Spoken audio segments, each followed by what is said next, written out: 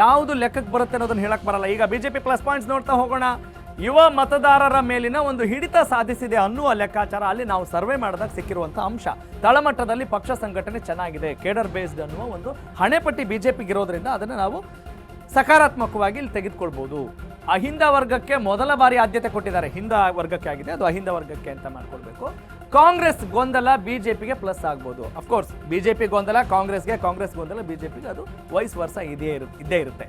ಈಗ ವಿಜಯೇಂದ್ರ ಅವರ ಕಾರ್ಯತಂತ್ರದ ಬಗ್ಗೆ ಪ್ರಶ್ನೆಗಳಿದ್ದಾವೆ. ಇದು ನಿನ್ನೆವರೆಗೂ ಅಲ್ಲಿಯ ಮತದಾರರು ಯಾವ ರೀತಿ ಕನ್ಸಿಡರ್ ಮಾಡಿದ್ದಾರೆ ಅಥವಾ ಅಲ್ಲಿಯ ಕಾರ್ಯಕರ್ತರು ಏನು ಹೇಳ್ತಾರೆ ಅನ್ನುವ ಅಂಶಗಳ ಆಧಾರದ ಮೇಲೆ ನಾವು ಈ ಪಾಯಿಂಟ್ಸ್ನ ನಿಮಗೆ ಕೊಡ್ತಾ ಇದ್ದೀವಿ.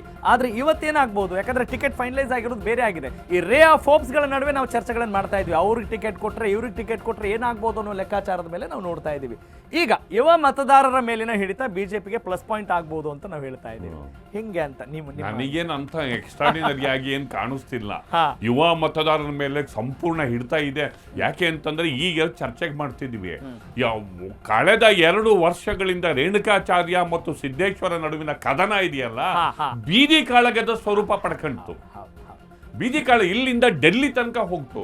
ಸಿದ್ದೇಶ್ವರ್ ಮಾತಾಡಿದ್ರೆ ರೇಣುಕಾಚಾರ್ಯ ಕೌಂಟರು. ಆಮೇಲೆ ಅಲ್ಲಿ ಸಿದ್ದೇಶ್ವರು ನಾಯಕತ್ವದ ವಿರುದ್ಧನೇ ಪ್ರಶ್ನೆ ಮಾಡಿದವರು ಅವರು.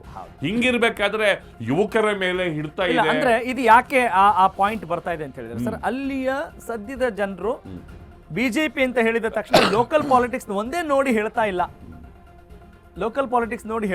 ಆದ್ರೆ ಈಗ ಎಲೆಕ್ಷನ್ ಅಂತ ಬಂದಾಗ ಬಿಜೆಪಿ ಅವರು ಸೆಂಟ್ರಲ್ ನೋಡಿ ಏನಾದ್ರೂ ಇಲ್ಲಿ ವೋಟ್ ಮಾಡ್ತಾರೆ ಅಂತ ಇತ್ತಲ್ಲ.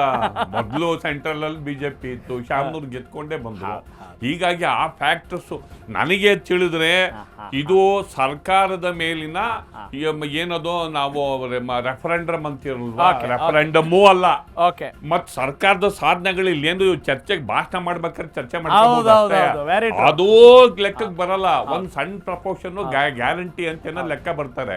ಜಾತಿ ರಾಜಕಾರಣ, ಸ್ಥಳೀಯ ರಾಜಕಾರಣ ಈ ಚುನಾವಣೆಗಳಲ್ಲಿ ಡಾಮಿನೇಟ್ ಆಗುತ್ತೆ. ಈಗ ಯೂತ್ ಈಗ ಅವರ ಮಗನ್ನ ನಿಲ್ಲಿಸ್ತಾರ, ಅವರು ಸಮರ್ಥನ ಈಗಾಗಲೇ ಕ್ಯಾಂಪೇನ್ ಲಾಂಚ್ ಮಾಡಿರೋದು ನೋಡಿದ್ರೆ ಅವ್ರಿಗೆ ಆಲ್ರೆಡಿ ಸುಳಿವು ಸಿಕ್ಕಿರ್ಬೇಕು. ಯು ಗೋ ಹೆಡ್ ವಿತ್ ಅಂತ ಹೇಳ್ಬಿಟ್ಟು ಹೇಳಿರ್ಬೋದೇನೋ. ಯಾಕೆ ಮಾಡಿಲ್ಲ ಅಂತ ಅನೌನ್ಸ್ ಮಾಡಿಲ್ಲ ಅಂದ್ರೆ ಹೋಗ್ಬೇಕು, ಕುತ್ಕೋಬೇಕು, ಮೀಟಿಂಗ್ ಮಾಡ್ಬೇಕು. ಅವರು ಇವತ್ತು ಡಿ.ಕೆ. ಶಿವಕುಮಾರ್ ಹೇಳಿದ್ದಾರೆ, ಸುರ್ಜೇವಾಲಾ ಅವರು ಬರ್ತಾರೆ, ಸುರ್ಜೇವಾಲಾ ಜೊತೆ ಮೀಟಿಂಗ್ ಮಾಡಿ ನಾವು ಅನೌನ್ಸ್ ಮಾಡ್ತೀವಿ ಕ್ಯಾಂಡಿಡೇಟ್ ಅಂತ ಹೇಳಿದ್ದಾರೆ. ಹೋಗ್ತಾರೆ, ಅಲ್ಲಿವರೆಗೂ ನಡ್ಕೊಂಡು ಹೋಗ್ತಿರುತ್ತಿದ್ದು ಈ ತರ.